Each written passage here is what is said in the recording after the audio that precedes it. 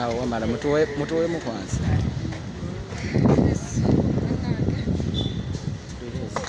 Yes, tuli wano ku Buganda Road Court. Mukwano gwaffe Tracy Manule Bobby Holly abasinga mumanyi nga Nalwo wa Teddy. Lyerinnya lye abadde asomye omusango gwe gwamuteekebwako okuba nga yeripootinga nga bagamba byekozesa ekibanja kye ekya TikTok n'ekya Facebook. Yakola akavidiyo nga n'ataataaganya eddembe ly'omukulembeze w'eggwanga nti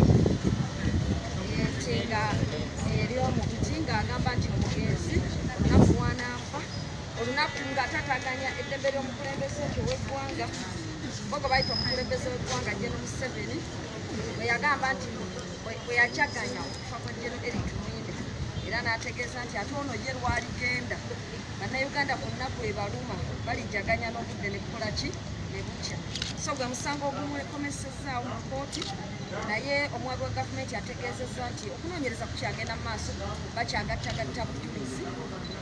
Omulamuzi n'atugamba tuddenga 6 mu mwezi ogw'E12, 2022 tulabe era okunoonyereza okunaaba kutuuse. Gamba omulaba wuuno si musiwa misango era akomyewo okulaba nti amazima n'obwenkanya alaba nti tubirwanira n'ebbanga bitambula. Nange nga munnamateeka ajja kusigalawo nga bwe nabasuubiza okuwa saavisi ezimu tugwereere era twagala n'okukuba bannaffe abali eyo mwenna. Yes, sooka muweeko omukisa yeebaze ku bantu abamubeereddewo. Amannya gange nze Nalwo wa Teddy. Ku Facebook ne TikTok nkozesa Tracy Manule Bobby Holly. Njagala nsala omukisa guno okwebaza abantu bonna abambeereddewo bambi mu kino ekiseera kuba kyakugezesebwa. Nali sikirabangako mu bulamu bwange naye mbuuza omuntu waakula afeesinga challenges nyingi. So njagala neebaza okusookera ddala neebaza taata wange, my sisters, my family at large n'abantu abalala besitasobola kumentioninga abeenyigira mu kunnyambako for their privacy. So neebaza lawyer wange Honorable Shamik Balinde, neebaza President His Excellency Bobi Wine, neebaza SD Louis Bomboya, neebaza Mr. Waiswa n'aba NUP bonna bonna ababaddewo okujja nga mumperekedde kubanga nze ng'omuso akubeera n'amaanyi gajja nga sirina bamperekedde. Mbeebaza nnyo okundaga omukwano wadde temummanyi abasinga mwandaba bulabi wano eno, but I thank you so much and may God bless you because sina ngeri yabasasulamu. May God bless you all. Ojeko kwebaza emusango kino gikukosa. Now how are you affected by this case? First of all, I'm traumatized because ekyantuusa pos tekinamba mu bwongo.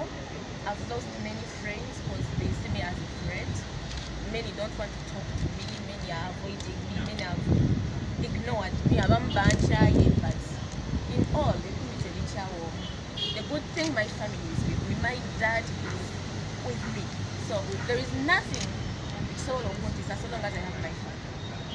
so I want to thank my father. I don't want to cry. So if I have my father with me, I don't care about the others. And my lawyer, plus NUP at large, and other people who know me.